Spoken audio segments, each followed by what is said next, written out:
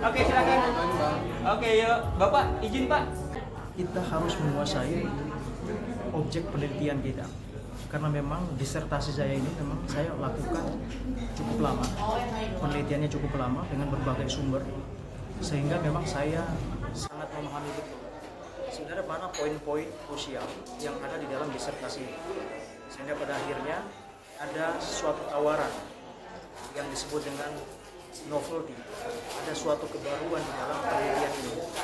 Tadi kita sama-sama mendengarkan bahwa memang banyak juga orang-orang yang meneliti terkait dengan apa yang saya teliti. Tapi letak pembedanya adalah terkait dengan temuan saya terhadap objek penelitian ini. Karena judul saya memang itu berkaitan dengan reformulasi pemidanaan terhadap pelaku kekerasan seksual anak dalam lingkup keluarga yang berkeadilan di Indonesia. Artinya apa? Ada yang harus direform, ada yang harus dirangkai ulang, ada yang harus disusun ulang. Apa yang disusun ulang? Yang pertama adalah jenis pemberatan pidananya. Kalau kita melihat dari kasus konkret atau fakta-fakta di lapangan, memang kasus ini semakin meningkat jumlahnya. Tapi yang perlu diketahui bahwa apa penyebabnya sampai ini bisa meningkat. Nah, itu yang kemudian tadi sudah saya jawab, sudah saya terangin, dan juga saya sudah menawarkan model pemidanaan yang seperti apa yang paling tepat untuk pelaku kekerasan seksual terhadap anak. Karena memang tindak pidana ini sangat spesifik karena terjadi di lingkungan keluarga, yang mana kita tahu bahwa harusnya rumah menjadi tempat berlindung bagi anak. Harusnya keluarga adalah tempat anak berpulang untuk mendapatkan pengasuhan yang baik.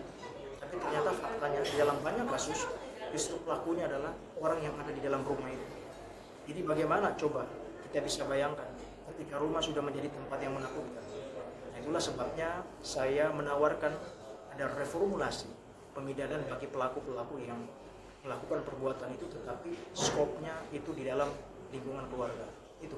Oke Dok, berapa lama merampungkan disertasi ini di tengah kesibukan sebagai pengacara dan juga sekarang produser film juga? Cukup lama ya, karena memang bahan penelitiannya ini kan memang tidak hanya bersumber dari kasus-kasus yang ada, kemudian peraturan perundangan yang ada, tapi juga melakukan proses wawancara dengan pihak-pihak terkait. Saya kira pengumpulan data itu cukup lama ya, cukup lama prosesnya.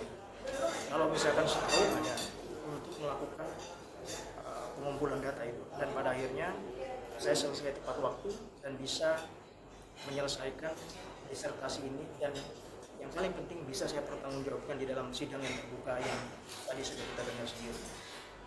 Dari sekian banyak kasus yang sedang bergejolak di negara tanah air, kenapa disertasi ini lebih mengarah ke kekerasan seksual? Alasan utama apa, Bang? Iya, karena pertama begini, kekerasan seksual terhadap anak itu sebenarnya secara umum sering kita dengar, bahkan sering terjadi. Tapi yang menariknya dalam penelitian saya ini, karena ini kejadiannya di dalam rumah, jadi spesifiknya dalam rumah, karena di sana ada relasi kuasa yang memang tentu menjadi faktor dominan sampai terjadinya tindak pidana itu atau peristiwa itu. Sehingga saya termotivasi untuk mulai melakukan penelitian, karena memang spesifiknya itu, kejadiannya itu terjadi di dalam rumah. Seperti yang tadi sudah saya terangin bahwa rumah itu adalah tempat anak berlindung, rumah adalah tempat anak berpulang. Otomatis sebenarnya kalau sudah seperti itu cara kita melihat bagaimana rumah itu begitu pentingnya di dalam kehidupan anak, maka harusnya kejadian-kejadian seperti ini tidak terjadi di dalam rumah. Itulah kemudian kenapa saya teliti, itulah kemudian kenapa saya tawarkan pemberatan pidana. Supaya apa? Supaya benar-benar ini negara hadir. Karena pelakunya adalah orang dalam rumahnya sendiri. Kalau di luar pelakunya, ya kita sering mengetahui lah. Tapi kalau kejadian itu di dalam rumah dan pelakunya adalah orang di dalam rumah, ini yang menurut saya menarik.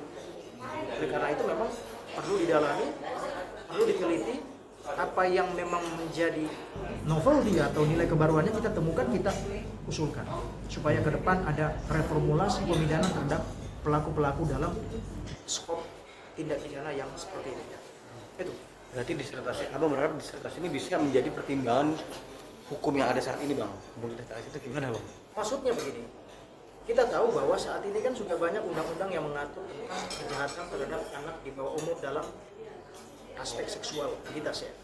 Ada undang-undang perlindungan anak, ada undang-undang penghapusan kekerasan seksual, bahkan ada di dalam KUHP nasional kita. Jadi segitu banyaknya undang-undang mengatur soal itu. Artinya penting sekali perbuatan ini diatur. Tapi pertanyaannya, apakah efektif dengan adanya kasus-kasus yang kita lihat selama ini? Ternyata dengan meningkatnya perkara ini, ternyata 3 regulasi ini tidak mampu untuk menjadi alat menurunkan tindak pidana itu. Berarti ada yang kita perlu reform. Makanya judul disertasi saya reformulasi pemidanaan terhadap pelaku kekerasan seksual. Tapi karena ini memang skop kejadiannya di dalam rumah atau di lingkungan keluarga, maka tentu kekhususan ini memerlukan, ya kan, kajian yang mendalam, memerlukan sanksi pemberatan yang seberat-beratnya. Makanya saya tadi tetap mempertahankan bahwa sanksi pidananya itu tetap pemidanaan penjara. Tidak boleh ada negosiasi soal hukuman terhadap pelaku-pelaku ini.